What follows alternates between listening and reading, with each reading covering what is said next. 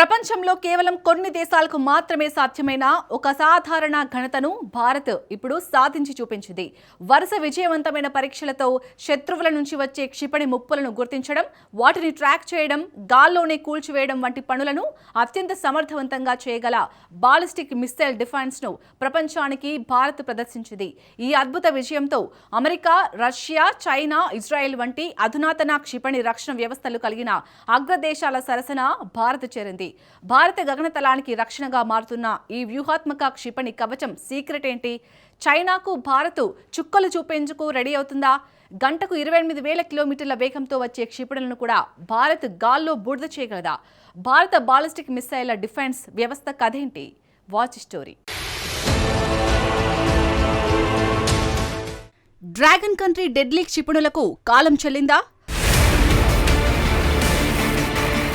ఆకాశంలో క్షిపణిని భారత్ బూడిద చేస్తుందా? ప్రపంచానికి భారత్ ఇచ్చిన సందేశమేంటి? యుద్ధంలో అన్నింటికన్నా సులువైన పని క్షిపణి లాంచ్ బటన్ నొక్కడం. కానీ అసలు సిసలైన సవాల్ ఆ తర్వాతే మొదలవుతుంది. శత్రువు మిస్సైల్ ముప్పును మనం గుర్తించగలమా? దాన్ని ట్రాక్ చేయగలమా? అన్నింటికంటే ముఖ్యంగా దాన్ని అడ్డుకోగలమా? ఈ 3 ప్రశ్నలకు ఇప్పుడు అవునని భారత్ సమాధానమిస్తోంది.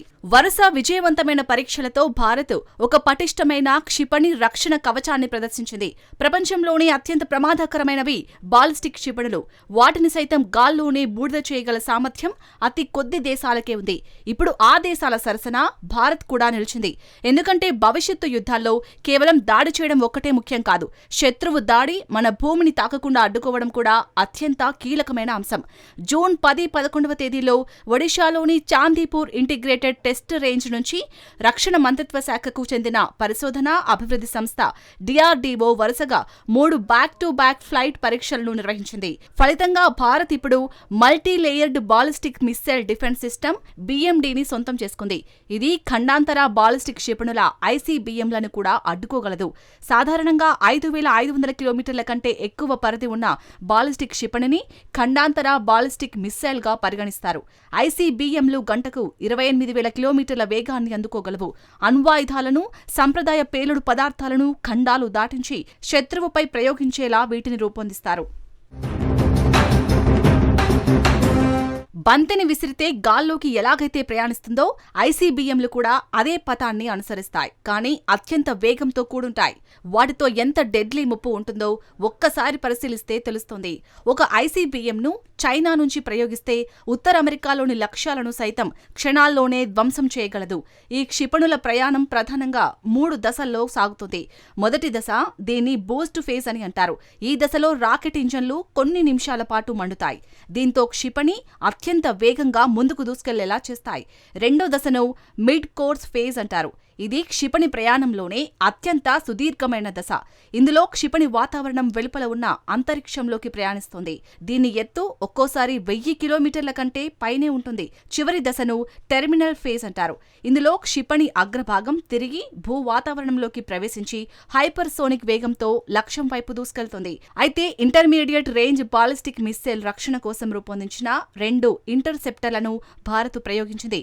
సాధారణంగా 2,000 నుంచి 5,000 కిలోమీటర్ల పరిధిలోని ముప్పులను అడ్డుకునేందుకు వీటిని ఉపయోగిస్తారు. ఈ ఘనత సాధించడంతో భారత్ ప్రపంచంలోని అత్యంత ప్రతిష్టాత్మక దేశాల సరసన నిలిచిందని రక్షణ మంత్రి రాజ్నాథ్ సింగ్ అభివర్ణించారు. అయితే రాజ్నాథ్ మాట అతిశయోక్తి ఏమాత్రం కాదు. అధికారిక ప్రకటనలు ఈ విజయం అసలు తీవ్రతను తక్కువ చేసి చూపించాయనడంలో ఎలాంటి సందేహం లేదు. ఎందుకంటే ఖండాంతర బాలిస్టిక్ మిస్సైళ్లు ICBMలను అడ్డుకోవడం అసాధ్యం. ఇవి అత్యంత వేగంగా ప్రయాణిస్తూ తమ ప్రయాణంలో ఎక్కువ సమయం అంతరిక్షంలోనే గడుపుతాయి. అంతేకాదు ICBMలో చాలా క్షిపణులు multiple independently targetable reentry vehicles MIRV సాంకేతికతను కలిగి ఉంటాయి. అంటే ఒకే ఒక క్షిపణి వేరువేరు లక్ష్యాలను గురిపెట్టగల అనేక బాంబులను విడుదల చేయగలదు. శత్రువుల రక్షణ వ్యవస్థలను తప్పుదోవ పట్టించడానికి ఇవి నకిలీ లక్ష్యాలను, ప్రతిఘటనా చర్యలను కూడా ప్రయోగిస్తాయి. ఖండాంతర బాలిస్టిక్ క్షిపణి ఇంటర్సెప్షన్ అంటే ఏమిటి? సెకనుకు కొన్ని కిలోమీటర్ల వేగంతో అంతరిక్షంలో దూసుకెళ్లే ఒక శత్రు క్షిపణిని మన మరో క్షిపణితో ఢీకొట్టడమే ఐసీబీఎం ఇంటర్సెప్షన్.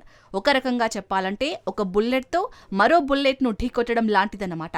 ఇక్కడ విశేషం ఏంటంటే ఆ రెండు క్షిపణులు కూడా హైపర్సోనిక్ వేగంతో దూసుకెళ్తాయి. పైగా అందులో ఒకటి మనల్ని కన్ఫ్యూజ్ చేయడానికి నకిలీ మిస్సైళ్లను కూడా వదులుతుంది. ప్రస్తుతం ఐసీబీఎం ముప్పులను అడ్డుకునే రక్షణ వ్యవస్థలు కేవలం అమెరికా, రష్యా, చైనా, ఇజ్రాయెల్ దేశాల వద్ద మాత్రమే ఉన్నాయి. తాజా పరీక్షలతో భారత్ కూడా శత్రు ముప్పుల నుంచి దేశాన్ని రక్షించుకునే తన స్వంత ఎయిర్ డిఫెన్స్ వ్యవస్థతో ఈ ఎలైట్ క్లబ్లో చేరింది. ఇంతకీ ఐసీబీఎం ఇంటర్సెప్టర్లు ఎలా పనిచేస్తాయి? ఇందులో ప్రధానంగా రెండు రక్షణ పొరలు ఉంటాయి. మొదటి పొరను ఎక్సో అట్మాస్ఫియరిక్ ఇంటర్సెప్షన్ అంటారు. ఇది భూ వాతావరణానికి ఎగువన అంతరిక్షం అంచుల్లో శత్రు క్షిపణిని అడ్డుకుంటుంది. అంటే భూమి దట్టమైన వాతావరణ పొరల వెలుపలే శత్రువును తుత్తునియలు చేయడం అన్నమాట. రెండో పొరను ఎండో అట్మాస్ఫియరిక్ ఇంటర్సెప్షన్ అంటారు. ఒకవేళ మొదటి ప్రయత్నం విఫలమైతే రెండో ఇంటర్సెప్టర్ రంగంలోకి దిగి భూ వాతావరణం లోపలే ఆ క్షిపణిని ఎదుర్కొంటుంది. నిజానికి శత్రువు ప్రయోగించిన క్షిపణిని అడ్డుకోవడానికి 2-3 నిమిషాల వ్యవధి ఉంటుంది. ఖండాలను దాటి వచ్చేంతటి వేగాన్ని తట్టుకొని నిలబడటమే ఈ వ్యవస్థ అసలు సిసలైన బలం.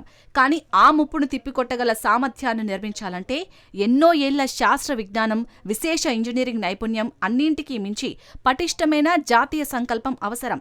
ఆ మూడు తమ వద్ద ఉన్నాయని భారత్ ఈ వారం నిరూపించింది. తాజా పరీక్షల ప్రాధాన్యం అనేది ఒక టెస్ట్ రేంజ్లో జరిగిన కొన్ని విజయవంతమైన ప్రయోగాలకి మాత్రమే పరిమితం కాలేదు. శత్రువుల ముప్పు కంటే తాము ఎప్పుడూ ఒక అడుగు ముందే ఉండాలని ఒక దేశపు దృఢ సంకల్పానికి ఇది నిదర్శనం. ఎందుకంటే ప్రపంచంలో అత్యంత శక్తివంతమైన దేశాలు అంటే కేవలం ఆయుధాలను తయారు చేసేవి మాత్రమే కాదు, తమ దేశ ప్రజలలో నమ్మకాన్ని, ఆత్మవిశ్వాసాన్ని నింపేవి. తమ ఆకాశాన్ని తాము రక్షించుకోగలమనే ధీమాను, తమ ప్రజలను కాపాడుకోగలమనే భరోసాను కల్పించేవి. ఏ శత్రువు బెదిరింపులకు లొంగేది లేదని ప్రపంచానికి చాటి చెప్పడమే. యుద్ధ రంగంలో కత్తి విజయాలను అందిస్తే డాలు అసలు యుద్ధమే రాకుండా నివారిస్తుంది. ఇప్పుడు ఆ కత్తిని, డాలును రెండింటినీ సమర్థవంతంగా భారత్ సిద్ధం చేసుకుంటుంది. భారత పొరుగున ఉన్న మరో దేశం పాకిస్తాన్ వద్ద ఖండాంతర బాలిస్టిక్ మిస్సైళ్లు లేవు. వాటిని అడ్డుకునే శక్తి కూడా ఆ దేశానికి లేదు. కానీ ఖండాంతర క్షిపణులు ఉన్నాయని డ్రాగన్ కంట్రీ రెచ్చిపోతుంది. ప్రస్తుతం చైనా వద్ద 400 నుంచి 460 ఐసీబీఎంలు ఉన్నాయి. భారత్ వద్ద 50 నుంచి 70 వరకు ఉన్నాయి. ఇక్కడ సంఖ్య మ్యాటర్ కాదు, చైనా ఆయుధాలు ఎంత అద్భుతంగా పనిచేస్తాయో ఆపరేషన్ సింధూర్లోనే తెలిసిపోయింది. ఇక నుంచి డ్రాగన్ ఐసీబీఎంలు ఉన్నాయని తోక జాడిస్తే దాన్ని కట్ చేయడానికి సిద్ధంగా ఉందని భారత్ సంకేతాలు పంపింది.